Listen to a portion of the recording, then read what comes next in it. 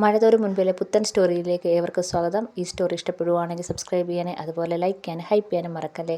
അങ്ങനെ അലീന മനുവിനെ ഫോൺ ചെയ്യുന്നുണ്ട്. അപ്പം മനു പറയുന്നുണ്ട്, എന്താ കാര്യങ്ങളൊക്കെ പറ, അവിടുത്തെ വിശേഷങ്ങളൊക്കെ പറയാണ്. മനുവേട്ടൻ ഇപ്പോൾ എവിടെയാണെന്ന് അലീന ചോദിക്കുന്നുണ്ട്. ഞാൻ ഇത്രയും നേരം കടപ്പാട്ടൂരായിരുന്നു, അവിടെ നിങ്ങോട്ട് വന്ന് കൊല്ലപ്പള്ളിയിലോട്ട് കയറിയതേ ഉള്ളെന്ന് പറയാണ്. അതെനിക്കൊരു ആശ്വാസമാണ്. അതെന്താ അങ്ങനെ പറഞ്ഞെന്ന് മനു ചോദിക്കുന്നുണ്ട്. അച്ഛൻ അവിടെ ഉള്ളതിനൊക്കെ എനിക്ക് ആശ്വാസം മനുവേട്ടൻ അവിടെ ഉണ്ടെങ്കിൽ ഞാനുള്ളതുപോലെ തന്നെയാണ്. കുറച്ച് നാളായി നിൻ്റെ കയ്യിൽ നിന്നൊരു പ്രശംസയൊക്കെ കിട്ടിയിട്ടെന്നും പറഞ്ഞിട്ട് മനു പറയുന്നുണ്ട്.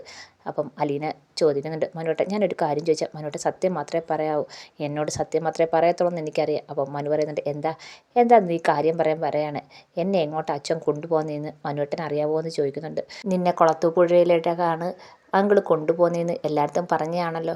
അപ്പം അലീന ചോദിക്കുന്നുണ്ട്, അതൊക്കെ തന്നെ എങ്ങോട്ടാ, ആരുടെത്തേക്കാണ് കൊണ്ടുപോകുന്നതെന്ന് അറിയാവോ എന്ന് ചോദിക്കുകയാണ്. ഒരു സ്റ്റാൻലി ജോസഫിൻ്റെ അടുത്തേക്കാണോ കൊണ്ടുപോകുന്നതെന്ന് എന്നെ കൊണ്ടുപോയതെന്ന് അറിയാവോ എന്ന് ചോദിക്കുന്നുണ്ട്. അപ്പം മനു പറയുന്നുണ്ട്, അതൊന്നും എനിക്കറിയത്തില്ല, എന്നാലും കുറച്ച് കാര്യങ്ങളൊക്കെ ഞാൻ മനസ്സിലാക്കി വെച്ചിരുന്നു, അങ്കിൾ പറഞ്ഞില്ല. അങ്കിളായിട്ട് നിന്നോട് കാര്യങ്ങളൊക്കെ പറയാമെന്നാണ് പറഞ്ഞത്, എന്നാലും ഏകദേശം കാര്യങ്ങളൊക്കെ എനിക്ക് മനസ്സിലായെന്ന് പറയുകയാണ്. അപ്പം അലീനയെ ചോദിക്കുന്നുണ്ട്, മനുവേട്ടനും അറിയായിരുന്നു എൻ്റെ പപ്പയെടുത്തേക്കാണ് കൊണ്ടുപോരുന്നത്, സ്റ്റാൻലി ജോസഫ് എന്ന് പറഞ്ഞ് എൻ്റെ പപ്പയെടുത്തേക്കാണ് അച്ഛൻ എന്നെ കൊണ്ടുവന്നതെന്ന് മനുവേട്ടനും മനസ്സിലായായിരുന്നു എന്ന് ചോദിക്കുന്നുണ്ട്. അപ്പം മനു പറയുന്നുണ്ട്, എൻ്റെ അടുത്ത് അങ്കിളൊന്നും പറഞ്ഞിട്ടില്ല, ഞാൻ കുറച്ചൊക്കെ അങ്കിളിൻ്റെ കയ്യിൽ നിന്ന് ചോദിച്ച് മനസ്സിലാക്കിയതാണ്, നിന്നെ എങ്ങോട്ടാണ് കൊണ്ടുപോകുന്നതെന്ന് എനിക്കറിയണ്ടേ, അങ്ങനെ മനസ്സിലാക്കിയതാണെന്ന് പറയാണ്. പിന്നെ അങ്കിൾ കാര്യങ്ങളെല്ലാം നിന്നോട് തുറന്നു പറയുമല്ലോ, അതുകൊണ്ടാണ് ഞാൻ പ്രത്യേകിച്ചൊന്നും നിന്നോട് പറയാഞ്ഞതെന്ന് പറയാണ്. മനു ചോദിക്കുന്നുണ്ട്, എങ്ങനെയുണ്ട് അവിടെ എന്ന് ചോദിക്കുന്നുണ്ട്. ഇവിടെ എനിക്ക് പറ്റുന്നില്ല മനുവേട്ട, ഇവിടെ എല്ലാം ഓർഡറുകൾ മാത്രമേ ഉള്ളൂ, നമ്മളെല്ലാം അനുസരിച്ചോണം എന്ന് പറയുന്നുണ്ട്. അപ്പം മനു പറയാണ്, അത് പറയുന്ന സ്റ്റാൻലി എന്ന് പറയുന്ന ആൾ പട്ടാളക്കാരനല്ലേ, അതിൻ്റേതായിരിക്കും. അപ്പം അലീന പറയുന്നുണ്ട്, ഇവിടെ ഒരാൾ ആജ്ഞാപിക്കും ബാക്കി എല്ലാവരും കേൾക്കും, ആ ഒരവസ്ഥയിലാണ് ഞാൻ ആകപ്പാടെ ഒറ്റപ്പെട്ട പോയ പോലെ തോന്നുന്നുണ്ട് മനുവേട്ട എന്ന് പറയുന്നുണ്ട്. മനുവേട്ടൻ എൻ്റെ കൂടെ കാണണേന്ന് അലീന പറയുന്നുണ്ട്. അപ്പം അലീനയുടെ അടുത്ത് മനു പറയുന്നുണ്ട്, നീ വിഷമിക്കേണ്ട, നിൻ്റെ കൂടെ എപ്പോഴും ഞാനുണ്ട്, ദൂരെയാണെങ്കിൽ ഞാൻ നിൻ്റെ അടുത്ത് പോലെ, നീ എപ്പോൾ വേണമെങ്കിലും എന്താവശ്യത്തിനും എന്നെ ഒരു കോൾ ചെയ്താൽ മതി, ഞാൻ നിൻ്റെ അടുത്ത് കാണുമെന്ന് മനു ആശ്വസിപ്പിക്കുന്നുണ്ട്. അപ്പം മനു ചോദിക്കുന്നുണ്ട്, വേറെ അവിടെ ആരൊക്കെ ഉണ്ടെന്ന് പറയാണ്. ഇവിടെ സ്റ്റാൻലി ജോസഫ് എന്ന് പറയുന്നത് എൻ്റെ പപ്പയും പിന്നെ ജോലിക്കാരും മാത്രമേ ഉള്ളൂ. അപ്പം സ്റ്റാൻലി ജോസഫിൻ്റെ ഭാര്യയൊന്നും ഇല്ലെന്ന് ചോദിക്കുകയാണ്. അതൊന്നും എനിക്കറിയത്തില്ല, അഞ്ചലിൽ ഒരു വീട്ടിലാണെന്ന് മാത്രം അറിയാം, മക്കളും ഒക്കെ ഉണ്ടെന്ന്. ഇനി ഇവിടെ എന്ത് പറയണം, എന്ത് ചെയ്തുകൂടാ, എന്തൊക്കെ ഞാൻ നോക്കണം, ഒന്നും എനിക്കറിയത്തില്ല മനുവേട്ട, ഒക്കെ പേടിക്കണം, ആരോടൊക്കെ എന്തൊക്കെ പറയണം ഒന്നും എനിക്കറിയത്തില്ല, എനിക്ക് ആകപ്പാടെ പേടിയാവുന്നതെന്ന് പറയുന്നുണ്ട്. അപ്പം മനു ആശ്വസിപ്പിക്കുന്നുണ്ട്, കുഴപ്പമില്ല, കുറച്ച് ദിവസം ആകുമ്പം നിനക്ക് അവിടുത്തെ കാര്യങ്ങളും സാഹചര്യങ്ങളൊക്കെ മനസ്സിലാവുമല്ലോ, നമുക്ക് നോക്കാം, അങ്കിൾ ആ കാര്യങ്ങളെല്ലാം നിന്നോട് പറഞ്ഞില്ലേ എന്ന് ചോദിക്കുന്നുണ്ട്. അപ്പം അലീന പറയുന്നുണ്ട്, അച്ഛൻ പറഞ്ഞിട്ടുണ്ട്, എന്തെങ്കിലും ഒരു ബുദ്ധിമുട്ടുണ്ടെങ്കിൽ അച്ഛനെ വിളിച്ചാൽ മതി, അപ്പം വന്ന് അച്ഛൻ എന്നെ കൂട്ടിക്കൊണ്ട് പൊക്കോളാം എന്നൊക്കെ അച്ഛൻ പറഞ്ഞിട്ടുണ്ട്. പക്ഷേ ഞാൻ എങ്ങനെയായാലും ഇവിടെ പിടിച്ചു നിൽക്കും മനുവേട്ട, ഇനി അച്ഛനൊരു ബുദ്ധിമുട്ടുണ്ടാകാൻ ഞാൻ നോക്കും എന്നൊക്കെ അലീന പറയുന്നുണ്ട്. അപ്പം മനുവിൻ്റെ അടുത്ത് ചോദിക്കുന്നുണ്ട്, അവിടെ മാഡം അറിഞ്ഞോ ഞാൻ പോയ കാര്യം? അപ്പോൾ മനു പറയുന്നുണ്ട്, നീ പോയ കാര്യം അറിയുകയും ചെയ്ത് ഇവിടുന്ന് കടപ്പാട്ടൂര് പോയിട്ടുണ്ടെന്ന് പറയുകയാണ്. ഇത് കേൾക്കുമ്പോൾ അലീനയ്ക്കൊരു ചെറിയ സന്തോഷമൊക്കെ വരുന്നുണ്ട്. എന്തായാലും മാഡം തിരിച്ചു പോയല്ലോ എന്ന് അലീന പറയുന്നുണ്ട്. അപ്പം മനു പറയുന്നുണ്ട്, നീ അതൊന്നും കേട്ട് സന്തോഷിക്കൊന്നും വേണ്ട, അവിടെ ഞാൻ കൊണ്ടാക്കി, പക്ഷേ അവിടെ ചെന്നപ്പോൾ ഇപ്പോൾ ഉള്ളതിനൊക്കെ വലിയ പ്രശ്നങ്ങളാണ് ഇനി വരാൻ പോകുന്നതെന്ന് എനിക്ക് തോന്നുന്നത്. അപ്പോൾ എന്താ മനുവേട്ടാന്ന് അലീന ചോദിക്കുന്നുണ്ട്. അവിടെ ചെന്നപ്പോൾ അവിടെ ബബിതയ്ക്കും കൃഷ്ണയ്ക്കും രോഹത്തിനും ഒക്കെ നല്ല വിഷമമാണ് നീ പോയതിൻ്റെ. അവിടെ ചെന്നിട്ട് സാമ്രാജ്യം പിടിച്ചടക്കിയ പോലെ വൈജാരിയുടെ ഒരു പെർഫോമൻസ് ആയിരുന്നു, എന്തൊക്കെയാണ് അവിടെ കാണിച്ചു കൂട്ടിയെന്നൊന്നും എനിക്കറിയത്തില്ല. നിനക്ക് തന്നെ സ്വർണത്തിൻ്റെയും ഡ്രസ്സിൻ്റെയൊക്കെ കണക്കെടുത്ത് അങ്കിളിൻ്റെ ലാപ്ടോപ്പ് എടുത്ത് എന്തൊക്കെയോ പ്രശ്നങ്ങൾ, ഓരോ ആവശ്യമില്ലാത്ത പ്രശ്നങ്ങൾ ആൻറ്റി ഉണ്ടാക്കിക്കൊണ്ടേ ഇരിക്കുകയാണ്. അപ്പം അലീന ഭയങ്കര വിഷമത്തോടെ പറയാണ്, ഇങ്ങനെയാണെങ്കിൽ ശരിയാവത്തില്ലല്ലോ, ഇനി അച്ഛൻ വരുമ്പോൾ എന്തെങ്കിലും പ്രശ്നം ഉണ്ടാക്കുമോ എന്ന് ചോദിക്കുന്നുണ്ട്. അപ്പം മനു പറയാണ്, ഇനി അങ്കിൾ വരുമ്പോൾ അറിയാം ഇനി ബാക്കി എന്തൊക്കെയാണ് പ്രശ്നങ്ങൾ നടക്കാൻ പോകുന്നത്, ഇങ്ങനെയാണെങ്കിൽ എന്തൊക്കെ പൊട്ടിത്തെറിയും ബഹളം ഉണ്ടാവുമെന്നൊന്നും അറിയത്തില്ല, ഇപ്പോൾ ഉണ്ടായതിനൊക്കെ വലിയ പ്രശ്നങ്ങളായിരിക്കും ഇനി വരാൻ പോകുന്നത് എന്ന് പറയുന്നുണ്ട്. അപ്പോൾ തന്നെ അലീന പറയാണ്, ഇനി എന്തോ ചെയ്യും, മാഡത്തിന് എങ്ങനെ പറഞ്ഞ് മനസ്സിലാക്കും? അപ്പം മനു പറയുന്നുണ്ട്, നീ അതൊന്നും ആലോചിക്കേണ്ട, ഇനി മാഡത്തിൻ്റെ കാര്യമൊന്നും നീ ആലോചിക്കുകയേ വേണ്ട, കാരണം നിന്നെക്കൊണ്ട് ചെയ്യാൻ പറ്റുന്നതൊക്കെ നീ ചെയ്ത്, ഇനി അവരായിട്ട് എന്തെങ്കിലും ചെയ്യട്ടെ, അല്ല നീയായിട്ട് ഇനി അതിനകത്ത് ഇടപെടാനോ അഭിപ്രായം പറയാനോ ആലോചിക്കാനോ നിൽക്കേണ്ടെന്ന് മനു പറയുന്നുണ്ട്.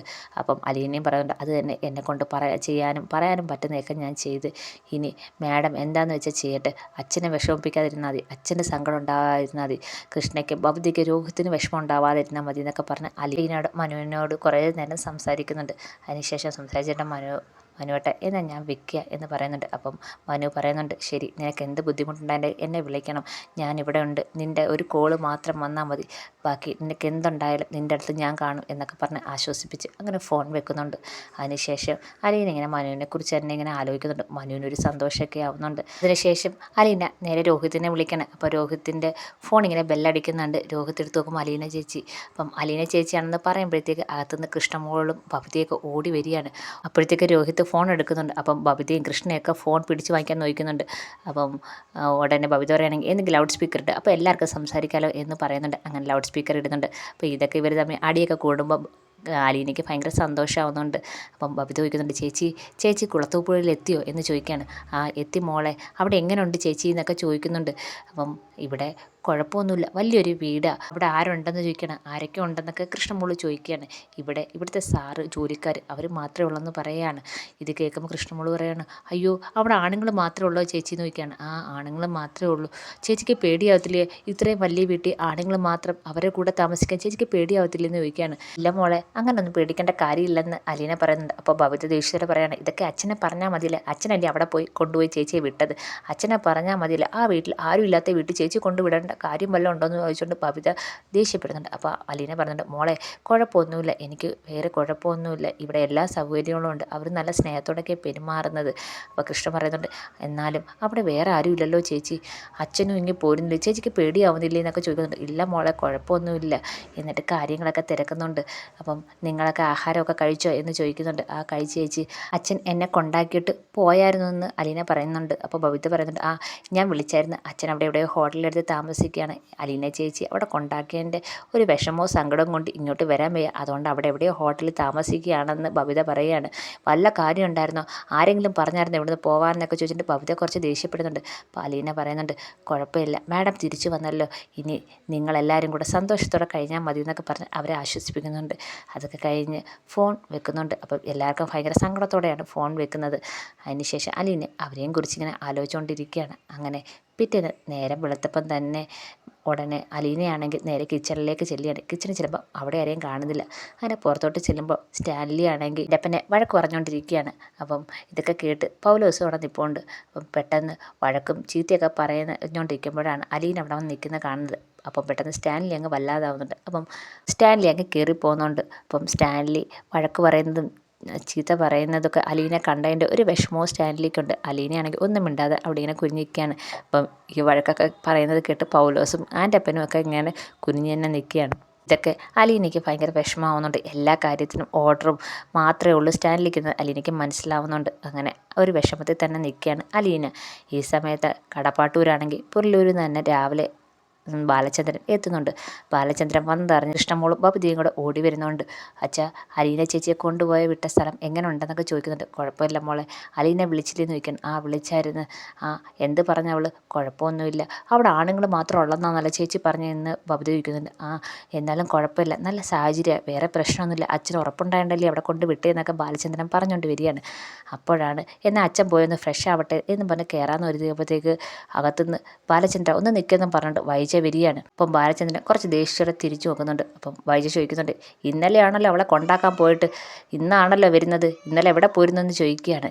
ഇത് കേൾക്കുമ്പോൾ ബാലചന്ദ്രൻ ദേഷ്യം തിരിച്ചിറങ്ങി വന്നിട്ട് ചോദിക്കുകയാണ്, നീ ആരാ എന്നോട് ആ കാര്യം ചോദിക്കാൻ, നീയാണോ എൻ്റെ കാര്യങ്ങൾ തീരുമാനിക്കുന്നതെന്ന് ചോദിക്കുകയാണ്. അപ്പം വൈജ പറയുന്നുണ്ട്, ഞാൻ തന്നെയാണ്, ഈ വീട്ടിലേക്ക് ഞാൻ തിരിച്ച് വന്നിട്ടുണ്ടെങ്കിൽ ഇനി ബാലചന്ദ്രൻ്റെ കാര്യങ്ങളൊക്കെ ഞാൻ ചോദിച്ചറിയുമെന്ന് പറയാണ്. ഓ, സാമ്രാജ്യം പിടിച്ചെടുക്കാനാണോ തിരിച്ച് വന്നതെന്ന് ചോദിക്കുകയാണ്. അപ്പം വൈജ തലയാട്ടിക്കൊണ്ട് പറയണം, അതെ, അതിന് തന്നെയാണ് വന്നത്, ഇത്രയും നാൾ അവളാണ് ഇവിടെ ഭരിച്ചുകൊണ്ടിരുന്നത്, ഇനി എനിക്ക് എൻ്റെ വീട് ഭരിക്കാൻ പറ്റുമെന്ന് ഞാനൊന്ന് നോക്കട്ടെ എന്ന് പറയണേ. അപ്പോൾ ഇത് കേൾക്കുമ്പോൾ ബാലചന്ദ്രൻ പറയാണ്, അങ്ങനെ നീ ഭരിച്ചു തുടങ്ങ്, അപ്പം കാണാം, ഇപ്പം നീ വിചാരിച്ചേക്കുന്നത് ജയിച്ച് നിൽക്കുന്നതെന്നാണ്, പക്ഷേ നിൻ്റെ പതനത്തിൻ്റെ തുടക്കം മാത്രമാണെന്നൊക്കെ പറയുകയാണ്. അപ്പോൾ ഇതൊക്കെ കേൾക്കുമ്പോൾ വൈജയിങ്ങനെ ദേഷ്യം തലയാട്ടുന്നുണ്ട്. എൻ്റെ വീട്ടിലെ കാര്യങ്ങൾ തീരുമാനിക്കുന്നത് ഞാനാണ്, ഇനി ഞാൻ ഇവിടെ കാര്യങ്ങൾ തീരുമാനിക്കും, ബാക്കിയുള്ളവരനുസരിക്കും, അത് മാത്രമേ ഇവിടെ നടക്കത്തുള്ളൂ എന്ന് പറയാണ്. ഇത്